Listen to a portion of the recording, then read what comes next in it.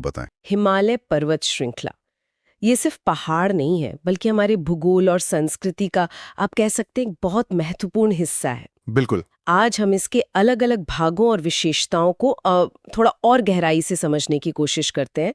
चलिए इस विशाल पर्वतमाला की परतें खोलते हैं। जी हाँ, और देखिए हिमालय भूवैज्ञानिक रूप से ना काफी नए हैं और संरचनात्मक रूप से ये वलित पर्वत हैं, मतलब फोल्ड माउंटेन्स। अच्छा, वलित पर्वत। हाँ, और दुनिया की कुछ सबसे ऊंची चोटियां भी यहीं पर हैं।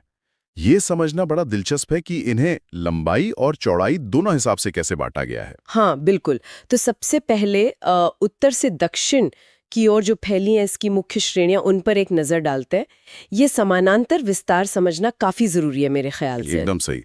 तो मुख्य रूप से अगर हम उत्तर से दक्षिण चलें तो 4 समानांतर श्रृंखलाएं दिखती हैं। 4 है, ओके। जी, सबसे उत्तर में है ट्रांस हिमालय। इसमें काराकोरम, लद्दाख और ज़ंस्कार श्रेणियां आती हैं।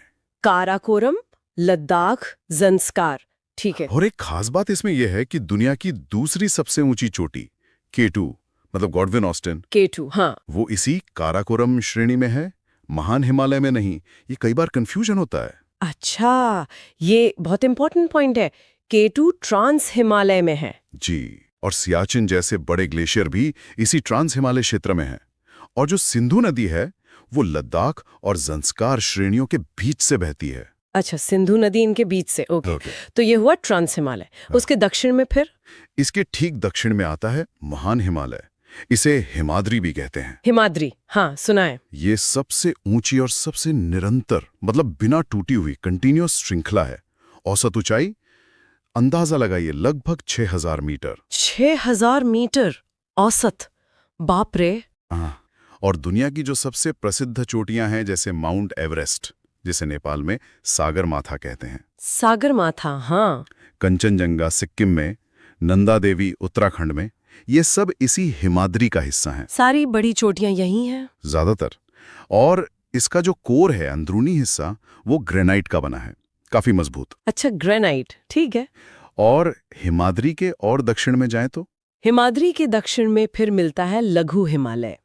इसको हिमाचल भी कहा जाता है। हिमाचल हिमालय, ओके। इसकी ऊंचाई हिमाद्री से कम है, मतलब 37,000 से 4500 मीटर के बीच, मोटा मोटा। इसमें पीर पंजाल श्रेणी है जो लघु हिमालय की सबसे लंबी रेंज है। पीर पंजाल सबसे लंबी है लघु हिमालय में, ठीक है जी। इसके अलावा धौलाधार, महाभारत श्रेणियां ये सब प्रमुख हैं।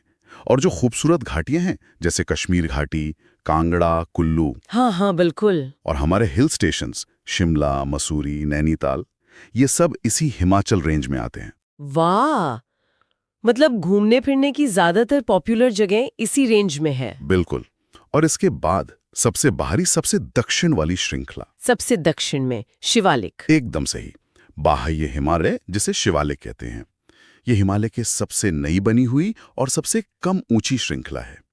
औसत ऊंचाई बस 900 से 1100 मीटर के आसपास। बस इतनी? हाँ। 900 से 1100 मीटर? हाँ। और इसका निर्माण कैसे हुआ? जो नदियां ऊपर से बहकर आती हैं ना, वो अपने साथ बहुत सारा मलबा,